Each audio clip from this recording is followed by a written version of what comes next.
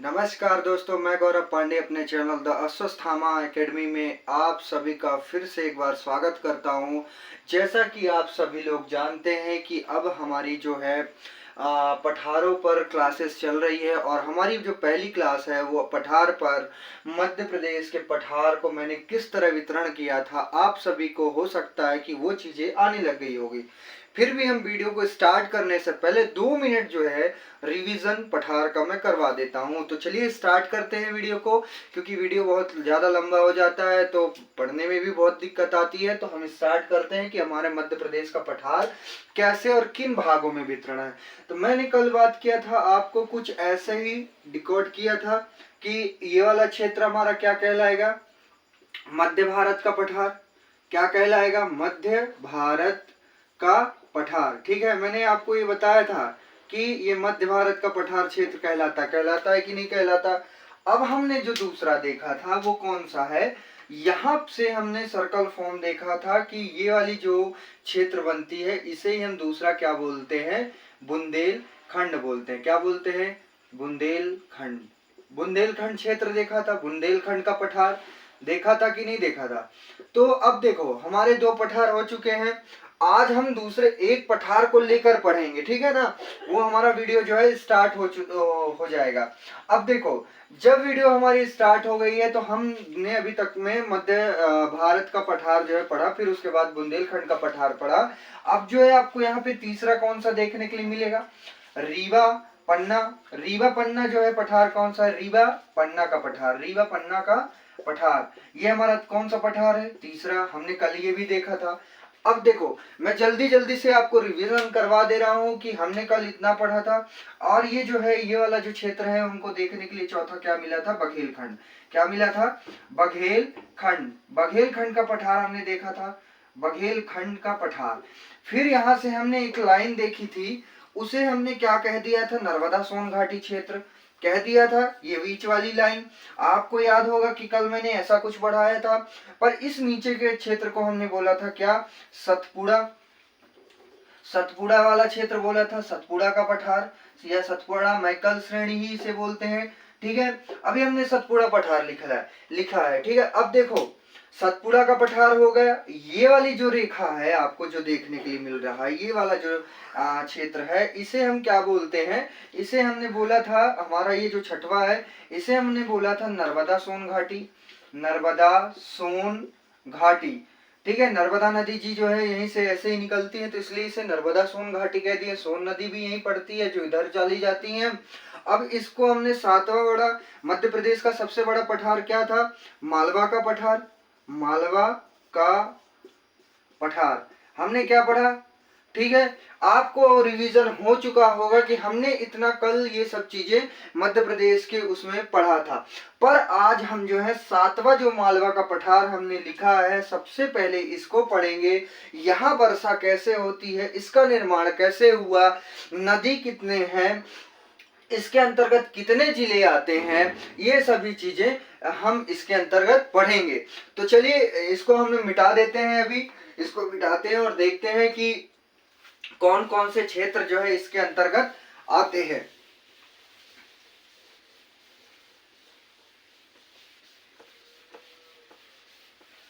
आप सभी को जो है मैप बनाना आना चाहिए भाई। आप सभी से अगर मैप आ रहा है तो आप बहुत जल्दी मध्य प्रदेश की पूरे जो है शाखाएं या उसको सब कुछ जो है आप अपने अकॉर्डिंग जो है सब कुछ ये डील कर पाएंगे। क्योंकि बहुत ज़रूरी होता है कि जिस चीज़ की हम पढ़ाई करते हैं उसका मैप याद होना बहुत ज़रूरी होता है। ठीक है, हमारा ये जो मध्य प्रदेश है, अब हम देखेंगे क्या कि हमने जो है इस क्षेत्र को तो मध्य भारत कह दिया था, पर जो है आपको यहाँ से और यहाँ तक का जो क्षेत्र मिलेगा उसे हमने क्या कह दिया था, मालवा। मैंने बांटा नहीं इसको, हमने इधर के क्षेत्र को हमको नहीं देखना है। हमारा प्रदेश का सबसे बड़ा पठार कौन सा है, तो मालवा का पठार। सबसे बड़ा पठार या भौतिक प्रदेश या भौगोलिक प्रदेश कौन सा है, तो आपको यही बताना है कि मध्य प्रदेश का सबसे भौगोलिक प्रदेश सबसे बड़ा पठार कौन सा है, तो मालवा का पठार है। अब देखिएगा, मालवा का पठार हमारे देश के और प्रदेश का सबसे बड़ा पठार है। कहाँ स्थित है, ये हमारा क्या कहला जाएगा, उत्तर। ये हमारा क्या कहला जाएगा, मध्य प्रदेश का दक्षिण नीचे। ये हमारा क्या कहलाएगा, पूर्व कहलाएगा। ये हमारा क्या कहलाएगा, पश्चिम कहलाएगा, मध्य प्रदेश का पश्चिम। ठीक है, ये कहाँ स्थित है, मालवा का जो पठार है वो कहाँ स्थित है, तो प्रदेश के यानी मध्य प्रदेश के पश्चिम में स्थित कौन सा क्षेत्र है, मालवा का पठार है। आपको याद हो गया होगा। देखिए मैं बहुत डिटेल से वो उस तरह की नहीं भर रहा हूँ कि मतलब वो ही बोरिंग टाइप में लिखवाना नहीं, अपने को सिर्फ समझाना है। अगर बच्चा समझ गया तो वो अपने आप सॉल्व कर लेगा। तो मालवा का पठार जो है आपको देखने के लिए मिलता है, किधर मिलता है, प्रदेश के पश्चिम में मिलता है। मध्य प्रदेश के पश्चिमी क्षेत्र पर जो है क्या मिलता है, मालवा का पठार मिलता है। उत्तर की ओर, उत्तर इधर है, दक्षिण ये कहलाएगा, पूर्व वो है, पश्चिम ये है। ठीक है, अब देखो इसका निर्माण कैसे हुआ। ऐसा माना जाता है, निर्माण से पहले हम बता दें कि कल इसका हमने क्षेत्रफल क्या देखा था कि 28.6% भाग पर विस्तृत है। कितने वर्ग किलोमीटर पर फैला था, लगभग वही आपका था 88,222 वर्ग किलोमीटर हमने पढ़ा था। 222 वर्ग किलोमीटर इसके विषय में हमने पढ़ा था। मालवा के पठार के विषय में हम बात कर रहा हूं। ठीक है, हमने 88,222 वर्ग किलोमीटर के विषय में देखा था। अब देखना इस क्षेत्र के अंतर्गत जो है कौन कौन सी फसल होते हैं। तो ये जो क्षेत्र है हम फसल की बात कर रहे हैं। ठीक है, फसल, इस क्षेत्र की हम फसल की बात कर रहे हैं। ठीक है, तो जहां तक मेरे को देखने के लिए मिलता है कि हम इस क्षेत्र में सबसे ज्यादा सोयाबीन देखते हैं। क्या देखते हैं, सोयाबीन। ठीक है, सोयाबीन देखते हैं। और देखिए कपास भी होता है। ठीक है, मुख्य रूप जो है सोयाबीन ही उत्पादन के लिए जाना जाता है, कपास है, गेहूं है। और इधर मिट्टी कौन सी पाई जाती है, तो आपको कभी भी कोई पूछे कि मालवा के पठार में कौन सी मिट्टी पाई जाती है, तो आपको क्या बताना है, गहरी गहरी काली भी बोलते हैं। ठीक है, गहरी काली, ये छिछली बोलते हैं। ठीक है, ये सभी चीजें आपको बोला जाता है। पर अब देखो इसमें 3 प्रकार की मिट्टी पाई जाती है, गहरी काली हो गए, एक छिछली बोलते हैं। ठीक है, पर आपको ये सब नहीं बताना है। कोई भी पूछे कि मालवा के पठार में कौन सी मिट्टी पाई जाती है, तो आपको क्या बताना है,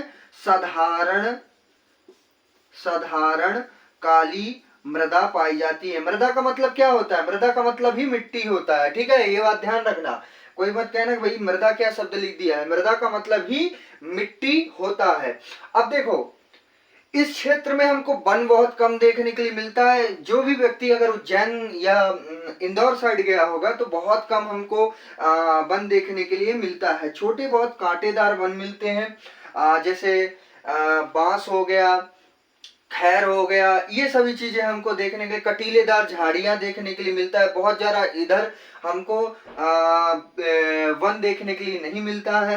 हाँ, नदी जरूर देखने के लिए मिलता है। नदियां जो है हमको इस क्षेत्र में बहुत अधिक देखने के लिए मिलता है। नदियां कैसे, अब आप समझिएगा कि ये जो वाला क्षेत्र है इसे मैं एक बार फिर से मिटाता हूं, फिर आपको समझाता हूं कि हम जो है मान लीजिए एक मालवा का पठार का क्षेत्र बनाते हैं। ये मालवा हम पढ़ रहे हैं, मालवा के क्षेत्र को हम बनाते हैं।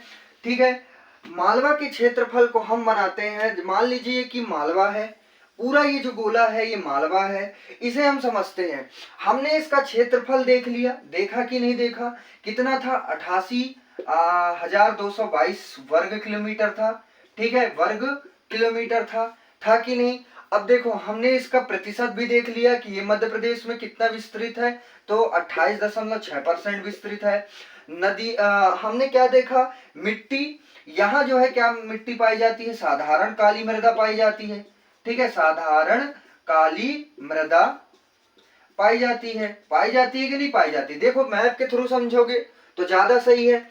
अब देखो ये सभी चीज हो गए। नदियां की बात किया था मैंने, इस क्षेत्र में नदियां कैसे पाई जाती है, चंबल, आपने चंबल सुना होगा, माही। अभी नदियां के टॉपिक हम पढ़ेंगे तो बताऊंगा कि कहाँ कौन सा उद्गम होता है। ठीक है, क्षिप्रा, ये सभी नदियां जो है मुख्य रूप से जो है इस प्रदेश से निकलती हैं।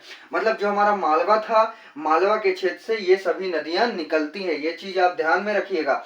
अब देखिए, उद्योग के लिए बहुत जाना जाता है, उद्योग के लिए हमारा ये क्षेत्र बहुत जाना जाता है। इंडस्ट्रियल एरिया, इंदौर को इंडस्ट्रियल एरिया हब कहा जाता है। मतलब कपड़ा जो है उत्पादन में कपड़े के लिए बहुत फेमस है, कपड़े के लिए बहुत फेमस है। ठीक है, देखो अब कपड़ा तो हो गया, उद्योग बहुत सारे कारखाना है।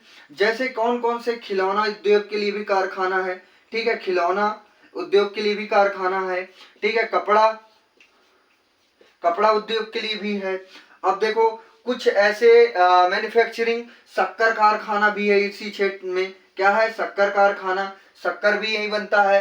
बहुत सी ऐसी चीजें हैं जो मालवा के क्षेत्र पर है। अब देखिएगा, हम इसके फसल को भी पढ़ते हैं।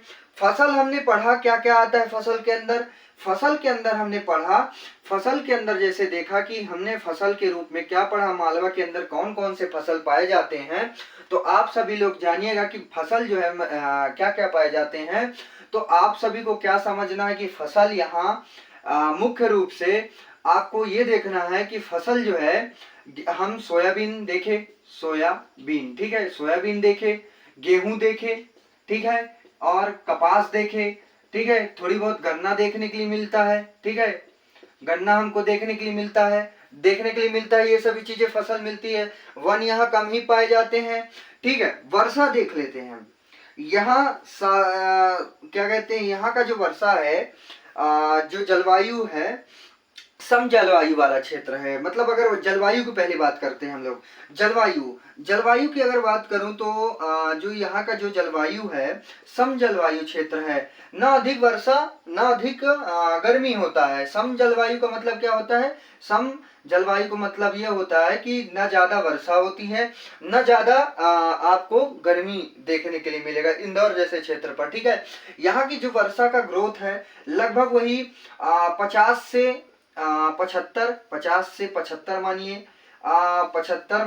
75% यहाँ वर्षा होती है। 50 से 75% तक यहाँ पे वर्षा होती है।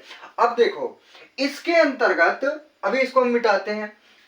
इसके अंतर्गत अब हमको क्या देखना है? जिले देखना है कि इस मालवा के पठार के अंतर्गत कितने जिले आते हैं। ठीक है, ये सभी चीजें अपने को अभी देखना है। बहुत डीप हमारा चल रहा है। आप जानते हैं कि मैं बहुत ही एकदम नक्शा के थ्रू आपको डीप समझा रहा हूँ। देखिए, जो चीजें अगर मैं बोलता हूँ उसे आप कॉपी पे लिखिए। अगर मैं लिखवाने बैठा तो वीडियो लंबा होगा। समझाना मेरा काम है, आपको समझ में आ जाए, सबसे बड़ी बात यही होती है। अगर मैं पूरी डिटेल लिखने बैठा तो लगभग 1 घंटे से 2 घंटे पूरी वीडियो का टाइम जो है आपका मालवा के पठार पर ही निकल जाएगा, और हम 1 महीने में पूरे पठार को नहीं पढ़ पाएंगे। ठीक है, अब देखना, मैं जिले की बात करता हूँ। अब मान लो इस क्षेत्र के मैं मैप ही बना देता हूँ। ठीक है, इस क्षेत्र के में हम क्या देखेंगे? जिले देखते हैं कि कौन कौन से जिले इसके अंतर्गत आते हैं। ठीक है, अपन ये मैप बना लिए। मैप बनाना बहुत जरूरी है, आपको अभी से बता रहा हूं कि मध्य प्रदेश का मैप बनाना सीख लीजिए। हमने क्या पढ़ा? हमने ये पढ़ा कि मालवा का जो क्षेत्र है वो इधर आता है। किधर आता है? इस साइड पे आता है। ये मालवा है। क्या है? मालवा है। ठीक है, अब इस मालवा के क्षेत्र पर, मालवा के पठार पे क्षेत्र पे लगभग जो है ये 16 जिला लेके बैठा है। भाई हमारे मध्य प्रदेश में पूरा कितने जिले हैं? 55 जिले हैं। इसने कितना लेके बैठा है? 16 जिले लेके बैठा है। अब देखो, ये तो 16 जिले लेके बैठा ही है। अब उनमें से कौन कौन से जिले हैं, मैं तो आपको 5-6 जिले बता देता हूँ, बाकी आपको देख लेना कि कितने जिले हैं। ठीक है, मालवा का पठार के अंतर्गत कितने जिले आते हैं। आपसे कोई भी पूछे कि मालवा का पठार जो है कितने जिले लेकर बैठा है, तो लगभग जो है कितने जिले? 16 जिले लेकर बैठा। मैंने जिला पढ़ाया था आपको। यहाँ पे आपने देखा होगा राजगढ़। ठीक है, राजगढ़ देखा था, भोपाल देखा था कि नहीं देखा था? इधर सीहोर देखा था आपने, देखा था। इधर क्या देखा था? विदिशा देखा था, नरसिंहपुर विदिशा देखा था आपने। ठीक है, इतने सारे जिले। इधर हमने धार देखा था, उज्जैन देखा था। ठीक है, उज्जैन देखा था, इंदौर देखा था, कितने सारे जिले हैं। झाबुआ देखा था, बहुत सारे जिले। मतलब लगभग 16 जिले आते हैं। अगर कोई आपसे पूछे कि मालवा के पठार के अंतर्गत कितने जिले आते हैं, तो 16 जिले बताना है। उसको आप जाके सर्च करिएगा कि मध्य प्रदेश के मालवा के पठार के अंतर्गत कितने जिले आते हैं, तो 16। कितने जिले आते हैं? 16। आपको ये पूरा डायग्राम समझ में आ रहा होगा। अब जो है हम किस पर चलते हैं, अब जो है हम देखेंगे क्या, वैसा तो पूरी चीज बता चुका हूं आपको। थोड़ी इसके हम जो है घूमने या पर्यटन पे चलते हैं कि क्षेत्र में पर्यटन का की क्या महत्वता है। पर्यटन पर्यटन के लिए आपको मैं समझा दूं कि पर्यटन वाला जो क्षेत्र है वो क्या है इस क्षेत्र में। तो पर्यटन समझने के लिए आपको मैं बता दूं कि उज्जैन उज्जैन मंदिरों की नगरी कही जाती है। मध्य प्रदेश में सबसे ज्यादा मंदिर जहां कहाँ है, तो उज्जैन में है। इसीलिए इसको मांडू मांडू आपने सुना होगा, महलों की नगरी। ठीक है, महलों की नगरी। आपको कमेंट में बताना है ये स्थान कहाँ कहाँ है। उज्जैन का तो आपको पता हो गया, पर मांडू कहाँ आता है ये आपको कमेंट में बताना है। ठीक है, मांडू महलों की नगरी है। अब देखिए बहुत से ऐसे हैं, ओमकारेश्वर, ओमकारेश्वर भी आता है। ठीक है, ओमकारेश्वर आता है कि नहीं आता, ओमकारेश्वर आ गया। और भी बहुत सारे चीज है जो यहाँ के पर्यटन स्थल में घूमने लायक जगह हैं। तो अपने को क्या क्या चीज देखना है कि पर्यटन देख लिए, मिट्टी देख लिए, जल देख लिए, और भी बहुत सारे चीजें देखे हैं। अब हमको जो है यहाँ पे हमने सब कुछ देख लिया, अब बचा ही क्या है। आई होप आपको ये पूरी जो है इंटरेस्टिंग मालवा का पठार जो है आपको समझ में आया होगा। अगर आप ये चाहते हैं कि मैं इसकी पूरी पीडीएफ बना के दूं, तो ये जो है मैं ये पीडीएफ जो है आपके ग्रुप में डाल दूंगा कि इसमें आपको क्या क्या पढ़ना है और कैसे लिखना है, कैसे कॉपी को आपको मेंटेन करना है। पर आपको जो है पूरा मैप बनाना तो आना चाहिए। ठीक है, हम इन सब चीजों को जानेंगे। ठीक है, मैंने सब कुछ अपने तरीके से सब कुछ बता दिया है। अब कुछ ऐसा है नहीं। हाँ, एक चीज हमसे और छूट रही है, शायद चोटी है, चोटी है ऊंचाई। ठीक है, सॉरी, ऊंचाई लगभग इस पठार की ऊंचाई कितनी है, वही लगभग 500 माना जाता है। 500 मीटर, 500 मीटर ये ऊंची है। ठीक है, इतनी ही मानी जाती है ऊंचाई। ठीक है, और भी चीजें हैं, बस इतना ही है अपने लिए।